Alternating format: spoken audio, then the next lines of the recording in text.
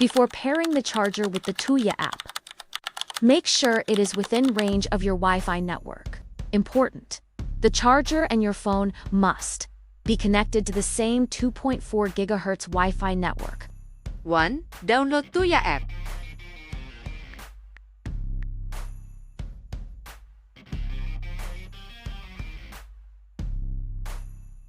After downloading the app, you need to create a new account or log in to an existing one. The charger will be detected automatically.